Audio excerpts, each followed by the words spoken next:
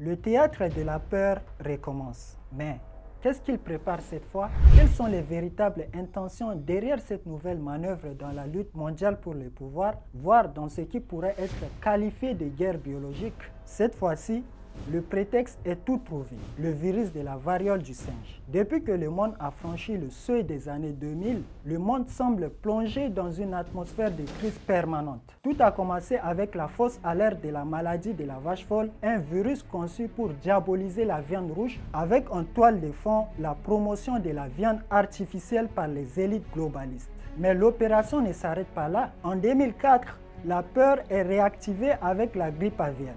Cette fois, c'est la viande blanche, notamment le poulet, qui devient la cible. Une épidémie prétendument venue d'Asie où les volailles sont abattues en masse, tout cela pour modeler nos habitudes alimentaires selon les agendas cachés. Puis en 2015, un nouveau virus surgit de nulle part, Zika. Son objectif, réduire les naissances en provoquant des malformations chez les nouveau-nés, forçant même certains pays comme le Brésil à déconseiller aux femmes de tomber enceintes. C'est la population mondiale qu'on cherche à réguler encore une fois au profit des grands lobbies. Au fil des années, ces manipulations se poursuivent. SARS en 2003, grippe porcine en 2009 qui cause plus de 650 000 morts, puis Ebola en 2013 qui frappe surtout l'Afrique, transformant ces régions en terrain d'expérimentation pour les grandes firmes pharmaceutiques.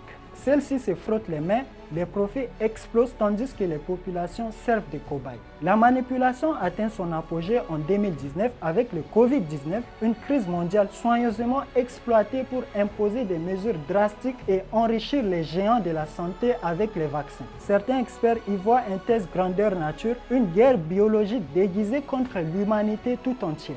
Et aujourd'hui, un nouveau chapitre s'ouvre avec la variole du singe. Sans perdre une seconde, l'OMS déclare l'urgence mondiale. Pourtant, ce virus n'a rien de nouveau. Il a été identifié pour la première fois en 1958 au Danemark et a discrètement circulé depuis. Alors, pourquoi cette mise en scène soudaine?